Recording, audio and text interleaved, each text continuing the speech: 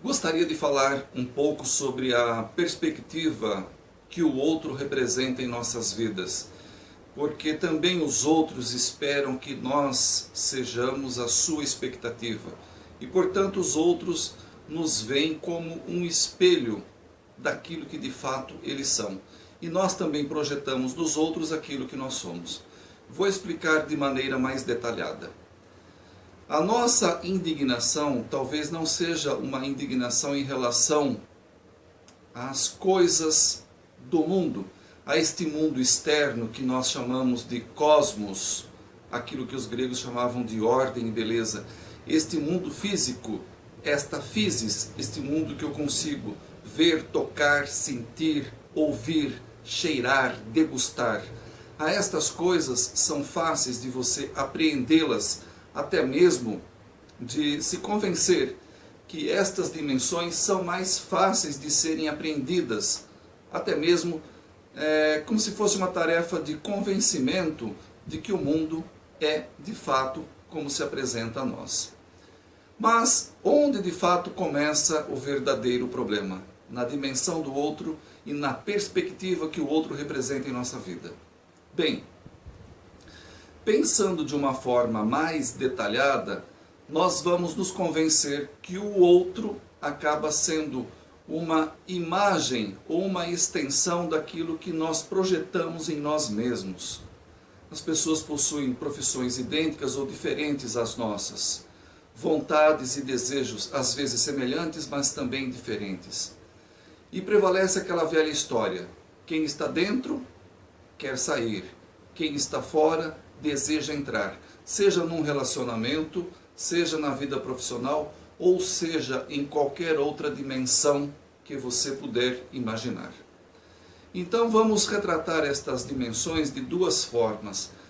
A primeira realidade que se encontra fora de nós, este mundo ad extra, o mundo exterior, o mundo que se refere ao cosmológico, e depois a este mundo ad intra, a este mundo interior, naquela parte em que você pode cavar a própria alma, tentando resgatar quem de fato você é, por que você existe e qual é a sua destinação última. De todas as formas, os contratempos interiores são infinitamente maiores do que os contratempos do mundo, da natureza, porque nós já conhecemos as estações do ano, as intempéries da natureza, as pragas, as doenças e todas estas variáveis possivelmente previsíveis. Mas a previsibilidade da alma, estas variáveis são insondáveis aos nossos corações e também aos nossos desejos. E estas dimensões transcendentes que vão além das nossas próprias perspectivas terrestres é que nos surpreendem constantemente.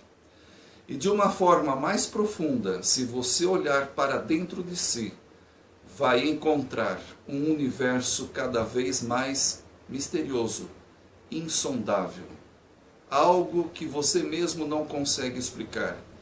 Como se fosse um jogo de quebra-cabeças, em que você monta e sempre fica faltando uma peça. Há um não sei que dentro da gente que nos impede de fechar esta fórmula, de fechar uma conta. É como a contabilidade financeira que nunca fecha. E os nossos sentimentos são desta forma, eles nunca fecham, porque são perspectivas que se explodem ao infinito. É um conjunto de potência que nunca se encerra dentro da nossa própria vontade. Eu costumo utilizar um exemplo. Nós buscamos referências. É como se quiséssemos segurar em algo para não cairmos. Assim como você, quando entra no ônibus e segura naquele corrimão, na tentativa de não cair quando o ônibus balança ou quando sofre uma parada brusca. E nós temos estas referências em algum lugar, ou em Deus, ou na família, ou num grande amor.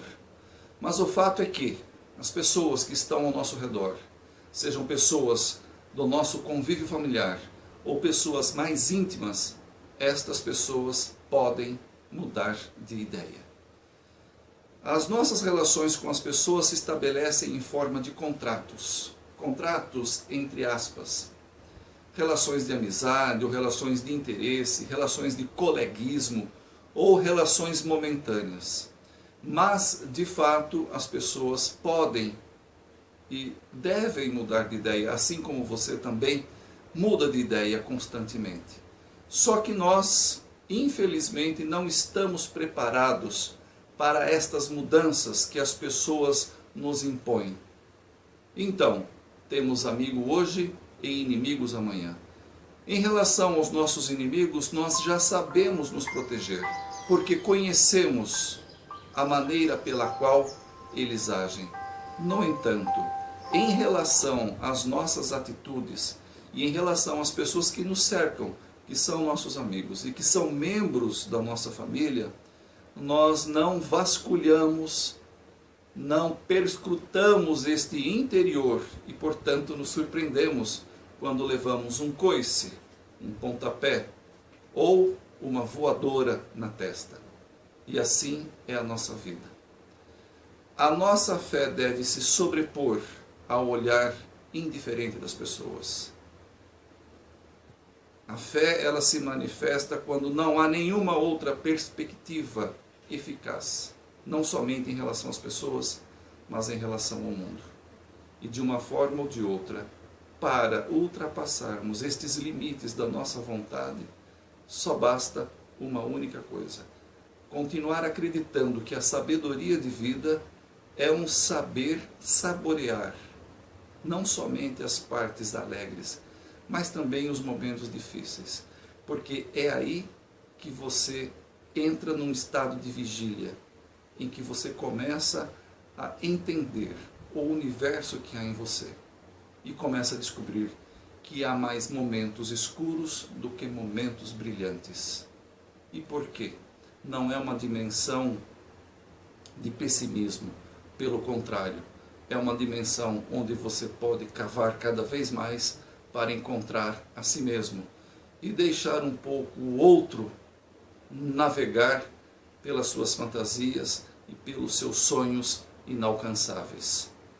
O que nos resta então?